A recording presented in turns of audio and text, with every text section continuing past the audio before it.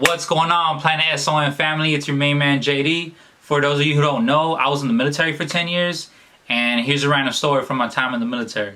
So as I'm recording this video, we're currently in the month of May. And for those of you who don't know, the month of May is Mental Health Awareness Month. And I wanted to touch on that topic just because there's a stigma with mental health in the military. And also, there's some topics that aren't talked about when we're dealing with mental health in the military. Some of those things might include the day in the life of a military member, obviously the daily stressors, and sometimes they could just be the medication that we're on. So common knowledge is that there's a small percentage of the United States population that have actually served and who are currently serving. So anybody who wants to fact check me, please let me know in the comments below, and then I could obviously correct myself, but if I'm right, then you can just shut up. No. And then we can keep it pushing.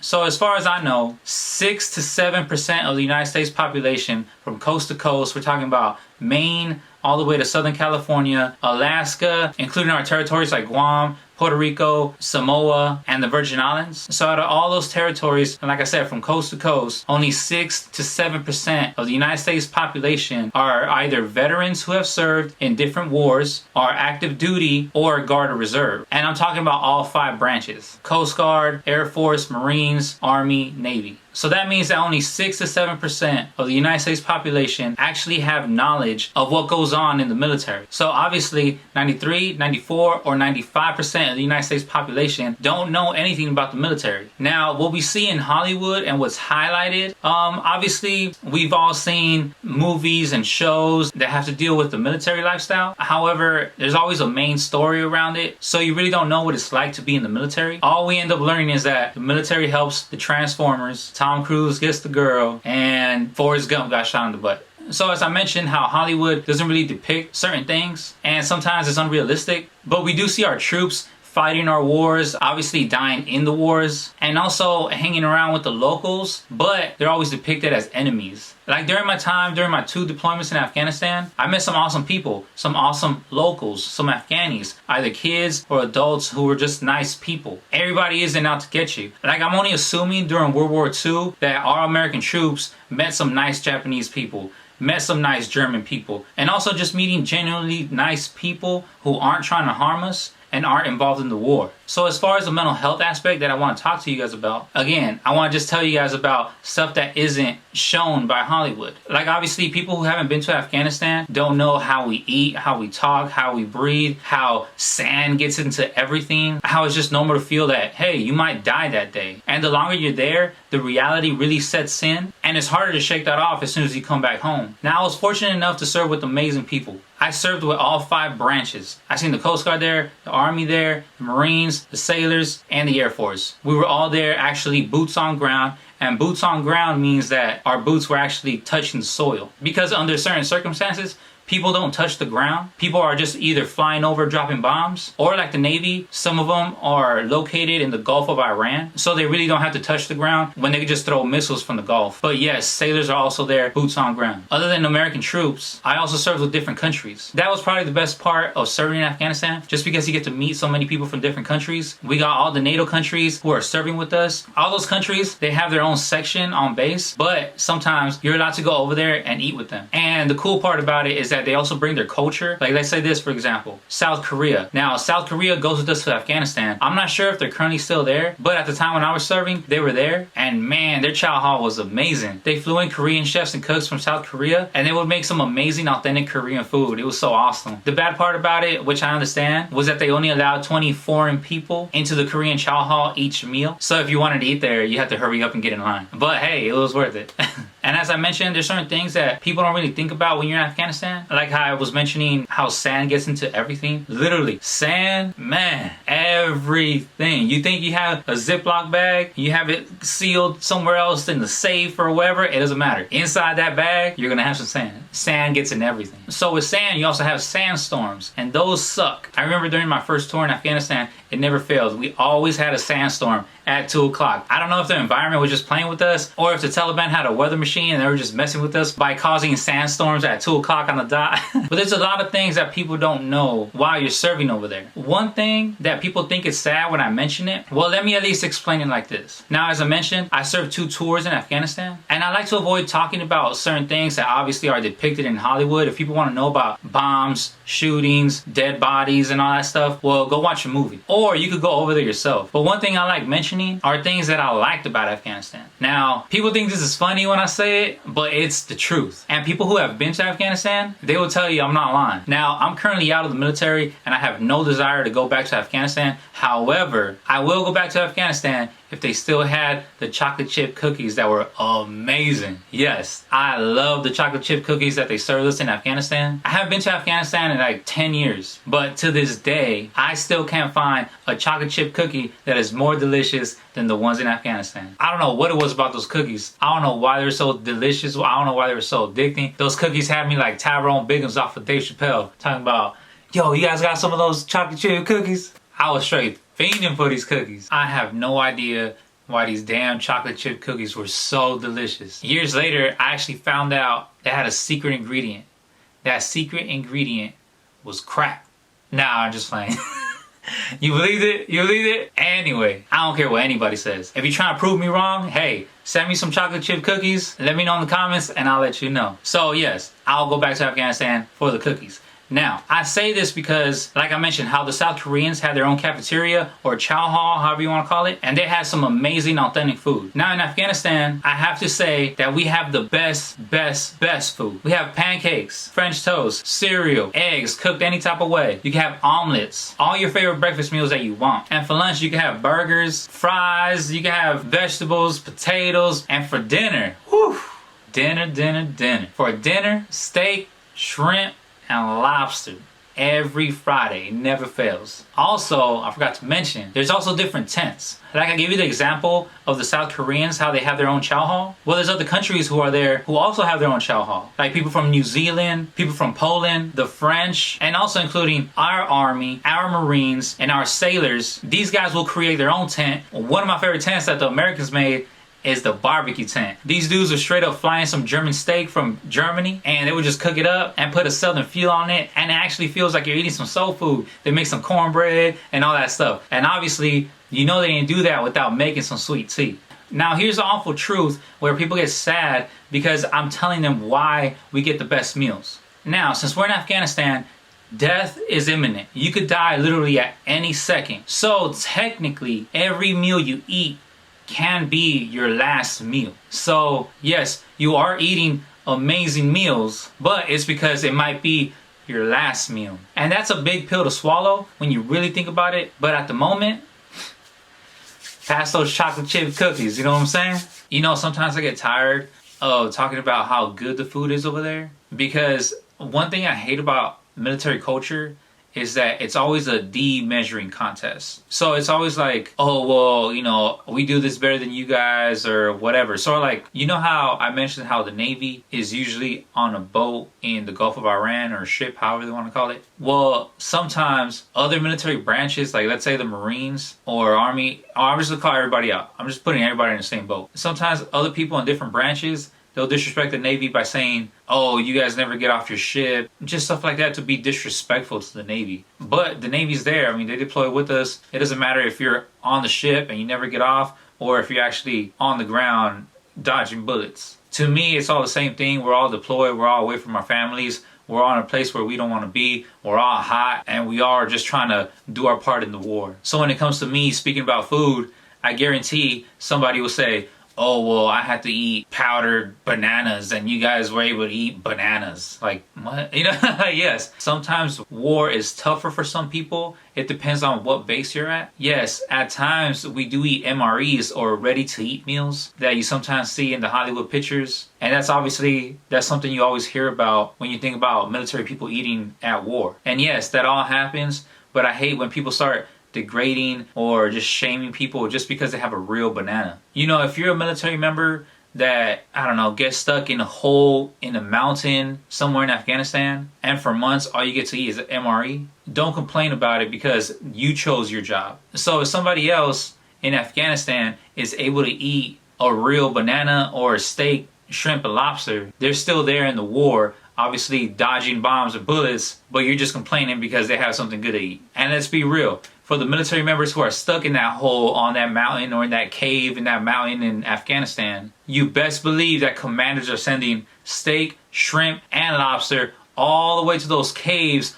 on the Black Hawk just so you can stop crying. So let's be real, if a military member wants to come in here, start hating just because I'm talking about steak, shrimp, and lobster. So go ahead with your de-measuring contest. That's on you, man. We both know the truth about how it is out there. Now that's just one aspect about what's not depicted in Hollywood. Now forgive me for picking on Hollywood because obviously they have a story to tell, but I'm just assuming that I'm speaking to the 93, 94, 95% of the United States population who don't know what we have to deal with. So I'm just trying to find a way so I can just talk to you guys about it and give you guys good examples. So besides the food, another aspect that you guys don't see in your Hollywood movies are the medications that we have to take while we're serving over there. Now before we go to countries like Afghanistan, Iraq, Turkey, Kyrgyzstan, Qatar, or any Middle Eastern country, we have to take a lot of medication to be ready to serve out there. As I mentioned in other videos, we have certain immunizations that we have to take, which include smallpox, typhoid, anthrax shots, all that stuff that's over there that might harm us while we're serving over there. So my story has to deal with a lot of the medication that we have to take while we're serving. So I was 19 during my first tour to Afghanistan. I just got in the military and literally maybe, I don't know, 6 months into my new base, I was already in Afghanistan.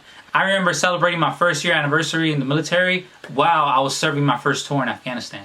So that's how fast I was sent over there as soon as I got into the military. So obviously we had to take some immunization shots just to be over there, but we also needed to take some medication prior, during our time there, and after our return from our tour. Now one of the pills that we had to take was called mefloquine. And this pill was to help prevent malaria. Now, I want to read to you guys verbatim what it says online about the side effects of that pill. So, according to emedicinehealth.com, this pill can cause sun headaches, ringing in the ears, dizziness, loss of balance, severe anxiety, severe depression, paranoia, hallucinations, seeing or hearing things that are not real, confusion, unusual behavior, thoughts of suicide, or hurting yourself. It can cause seizures, shortness of breath, and liver problems. Yes, all that. Now, let me tell you a little bit about my experiences with mefloquine. Now when I first started taking it, I didn't really feel anything, and honestly I didn't want to take it because I don't really like taking pills, but the pill was mandatory, and they kind of put it to me like this. They said, look Diaz, malaria can make you poop your guts out, literally, or you just want to risk the side effects of this pill that's mandatory. So obviously I have no choice, and I really don't want to poop out my guts, so obviously I started taking it. So yes, people do die out there because of malaria stuff, but like I said, that's a different story for now. Now during my first weeks, during my first tour, I had a few cool supervisors who had a medical background, and they would explain to me how this pill is going to make me feel. And honestly, I didn't really believe it,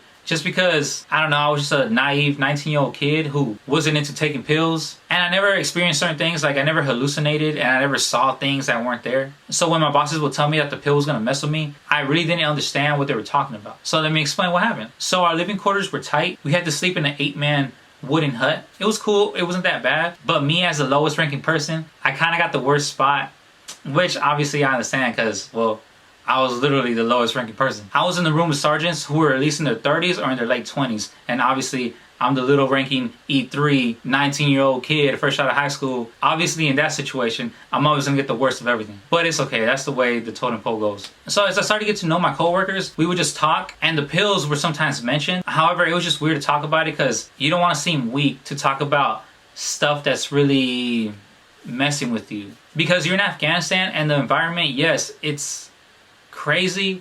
I mean, as far as, you know, death, and you're literally in a war, you know, so you want to stay sane and you don't really want to talk about certain things. But I started overhearing some of my coworkers talk about certain nightmares that they were having. And me, I wasn't having nightmares at the time. And also as a teenager or growing up, I wasn't the type to suffer from nightmares or having problems with my sleep, or obviously, like I mentioned, I never hallucinated and I wasn't paranoid. So I started asking my coworkers about how they felt and what the pill was actually doing to them. And they were telling me that they were just having realistic nightmares. So I went to my bosses who had the medical background, and I was asking them, hey man, what's up with this pill that we're taking? Because all together, we would remind ourselves to take the pill every Monday. We'll pop them every week on Monday. to just make sure that we're staying healthy and also taking our medication. So my bosses were telling me that a side effect from mefloquine was that you have realistic nightmares. And I was like, what do you mean? Like Freddy Krueger or something like that? Like, I mean, I don't know. Because like I said, I had a little naive 19-year-old mindset. So obviously I needed them to explain and elaborate a little bit more. So they were just saying, look, the pill messes with your liver. So while you're sleeping, the pill is actually working, but it's attacking your liver. So your liver makes you have nightmares. I don't know. I'm not a doctor. If you want to tell me what's going on in the comments, you go ahead. Please elaborate a little bit more so everybody can understand. But as of now, I'm just explaining what I know. So I didn't really believe it at first, but it started hitting me. So I started having these realistic, crazy dreams. But the difference between a regular nightmare and the nightmares that we were having over there is that whatever you're dreaming about, you actually physically feel it. So let me give you an example of one of my dreams. So one of the nightmares that I can remember was that I had an M16 and I was running towards the enemy. However, the enemy had a sword, and as I was running to him,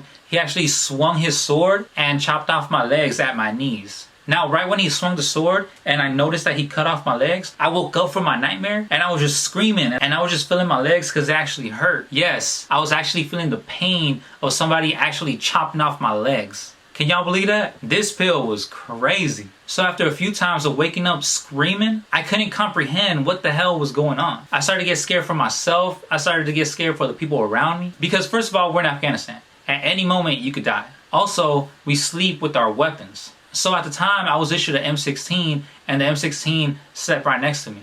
So as the nightmares continued, and obviously I couldn't comprehend what was going on. Yes, I understood that it was a side effect of the pill that we were taking, but come on, that was really hard to deal with. So after a few nightmares that I knew everybody else was having, I started talking to my supervisor who had the medical background. And I was explaining to him like, yo, Sarge, like, I really feel like I'm tripping. Like, since I'm actually feeling the pain that I'm feeling in my crazy nightmares, I don't know if I'm going to end up sleepwalking and harming myself or harming anybody else. So I'm really, really tripping. So my boss started asking me a few questions, but he was just a cool dude. So that's why I felt comfortable just talking to him about it. And he was just telling me about how he's experiencing the same thing. And obviously, like I just mentioned, everybody else is experiencing the same thing. But it's obviously on how you handle it. So obviously, the suicidal thoughts started happening. Because first of all, in reality, we're in a war zone and we could die. Now I'm trying to go to sleep and my limbs are getting chopped off in my dreams. So literally, death was around me whether I slept or whether I was awake. And it was just a crazy feeling because, you know, the depression, the anxiety, the paranoia. I didn't hallucinate. However, those dreams were really vivid. And yes, even though I knew they were nightmares, the fact that you could actually feel the pain from those nightmares was just crazy to me. So I started talking to my boss. I was like, look, boss, obviously we have to take these pills. Because like I mentioned, I'm not trying to poop my guts out. So yes, we have to deal with the nightmares, but there has to be an alternative. So since I was just scared to go to sleep because, like I mentioned, I didn't want to start sleepwalking and then I don't know, something crazy might happen. So a solution that I thought would help me was to have my boss hold my weapon for me as I slept. I just felt more comfortable not knowing where my weapon was as I slept and going through the nightmares. So my boss agreed. He was like, yeah, man, there's no problem. Just obviously when you wake up, just grab your weapon and we're all good to go. And I'm just happy that my boss understood because like I said, we're talking about a little 19-year-old kid who's stuck in a war zone and who's never been through all this stuff, trying to comprehend everything of what's going on while he's awake and during the time where I'm asleep. So the first couple of nights, during the first couple of weeks, as I was dealing with the nightmares, I would just give my weapon to my boss right before I went to sleep. And obviously, like I mentioned, as soon as I wake up, I get ready, take my gun, and we're good to go off to work. Now, I ended up just getting tired of the pill. I got tired of the nightmares. I got tired of just everything. And obviously, you want to stay sane out there because you're living there 24/7. And obviously, you're just trying to find the best ways to stay sane while you're in a war zone. But I'm over here going crazy with this damn medication. So in the military, one of the toughest things to do is try to seek medical attention. Look, I got no affiliations with the military right now, and I don't care if anybody active right now gets mad at what I'm saying, but hey, it's the truth. Now, if you complain about anything medical-wise while you're in the military, it's highly frowned upon. It's also highly frowned upon to go to medical and seek help when you're sick. You're always expected to be 100% every single day. And Lord forbid you catch the flu, Lord forbid you catch a cold, Lord forbid anything happens to you, you're gonna either get in trouble or people are gonna get mad at you just because you go to medical. Yes, that's the way it is. But hey, it's in the contract. You're a military member 24 hours a day. Obviously, a lot of people haven't been drafted in years, so you can't really complain of what you're going through because you're the one who signed that contract. So I started asking my bosses, I was like, hey, is there an alternative to this pill? Can I take something else? Obviously, I don't want to poop my guts out, but I want to stop having nightmares. So they told me, yes, there's an alternative pill that we could take. However, instead of being a weekly pill, it's a daily pill. And they have different side effects than what we're going through with the mefloquine. So I was like, bet, I don't care about any side effect. I just don't want to have nightmares anymore. So they said, all right, man, go to medical, see what's up, and see if they don't kick you out of the clinic. I went in there, I made the appointment because I really just wanted to switch out my pill. So as you go through the motions with medical, no matter what, if it's more beneficial for the military to give you one thing than give you the more expensive alternate thing, obviously you're going to get the cheaper stuff. And if you're trying to get the more expensive alternative thing, you're going to get the medical staff pushing back, talking crap, and they're going to start yelling at you. They're just going to tell you to suck it up, be an adult, and obviously they're going to use their rank to intimidate you. But for my people in the military right now, what has helped me that I had to learn by myself was that when you go into a hostile environment of the medical clinic in the military and they're not trying to help you for anything, you have the patient's advocate. Now, their pictures are posted on the wall on purpose. However, like I said, with intimidation and a lot of pushback, no one is going to let you know anything about them. So as I walked into the clinic, a sergeant came up to me and she was like, what are you here for? You know, all up in my face, just trying to intimidate me with their rank. And I was like, ma'am, I just want to switch out my malaria medication. And obviously, like I mentioned, there was some pushback. Oh, well, we don't have nothing else. You have to just suck it up. Why do you want to switch it? And just basically giving me the third degree. So after me explaining myself and her just telling me how much of a baby I was, after all her intimidation and after all her little scare tactics, I was just listening to her, rolling my eyes and just watching her like a pit bull stuck on a chain. Because obviously a pit bull on a chain can't do anything but bark. So after her little spiel, I was like, I want to talk to the patient's advocate.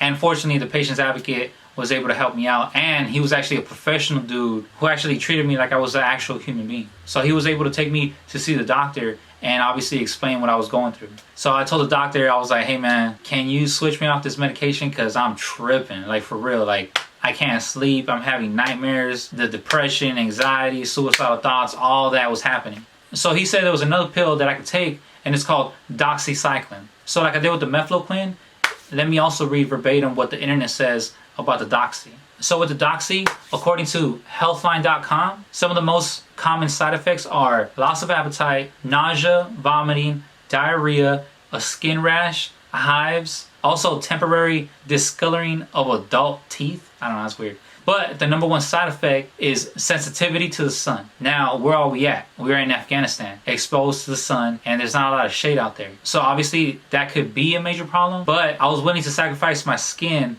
over feeling pain from a nightmare. So the only rule to the trade-off from the mefloquine to the doxy was that meflo is a once-a-week pill and the doxy is a daily pill. And man, I was the happiest man alive when the doctor said, okay, get off the mefloquine and get on the doxy. Fortunately, this was just a short period of the beginning of my tour, and the rest of the tour, I was able to ride out the doxy instead of being on the mefloquine the whole entire time. However, I did learn methods of how to cover myself more. Like obviously I had to cover my face and my hands because they're the most exposed body parts to the sun. Now, even though I try my best to cover myself up and not expose my skin to the sun, because obviously the side effect of being sensitive to the sun, by the end of my tour, I was 3 shades of brown. It was funny because my shoulder was my regular skin color that I have now. My forearm was dark brown, but my hands were pitch black. They were like as black as my shirt. I was really dark. Now, as far as my face, I was always wearing a mask and I had my shades and a floppy hat. So my face wasn't as bad as my hands, but the skin on my head was darker than my chest and other body parts that are covered up. So after going through what I had to go through to get doxy during my second tour in Afghanistan, just so that you guys know, right when I got my orders, I went straight to the patient's advocate and got myself some doxy before they even mentioned mefloquine. That was at least something good about going through the process of getting doxy. Now, a question that always comes up when it comes to the doxy mefloquine thing, well, to avoid having military members suffer from nightmares, why don't they just issue everybody doxy? And the answer is, doxy is more expensive than mefloquine. Therefore, it's cheaper to keep you on these nightmare pills than have you sensitive to the sun. Now, the Doxy is usually prescribed to pilots. As some of you may know, per rules of the FAA and certain flight rules, I guess you could say, is that pilots need at least 8 hours of sleep in order to fly the next day. Therefore, obviously they can't have mefloquine, because if their sleep is compromised in any way, obviously with the nightmares, then they can't be fit to fight or fit to fly. So that's why Doxy is usually prescribed to the pilots. And then to us, obviously, it's cheaper to give us mefloquine than the Doxy.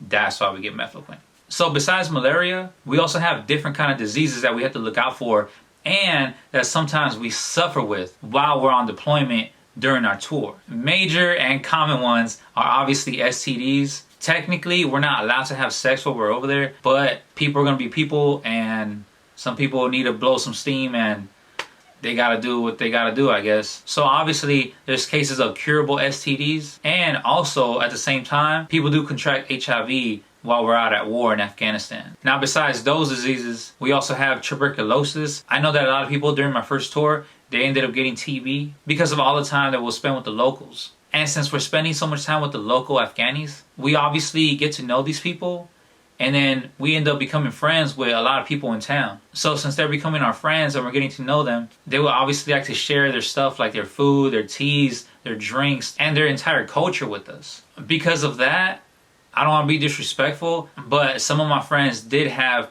like stomach worms just because of the stuff that they ate from the locals. And obviously they're not trying to do it maliciously, but our stomachs and our immune system, we're not used to what they're eating and what they're exposed to. So obviously we don't have all those defenses to the parasites and diseases that are over there. Now, one of the funniest things I always crack up about is when I heard that Afghanistan has wild monkeys. Now, they warn everybody, day one, they give you a briefing and they say, do not touch the local monkeys. And it's funny because they say that if you touch a monkey, like let's say you pet it, you end up getting herpes on the part that you touched them with. So obviously if you get close enough to pet a wild monkey, you might get herpes on your hand. So one joke that I always remember that one of my sergeants said during our briefing, so he goes, man, you get herpes from a monkey? Man, my wife would never believe that. I was fortunate enough to not get tuberculosis or also stomach worms. But one thing that I did catch while I was over there during my second tour was a skin rash, like a real bad skin rash. It started on my leg. I didn't know what it was at first. And I went to the doctor, but going to a military doctor, it's like not doing nothing.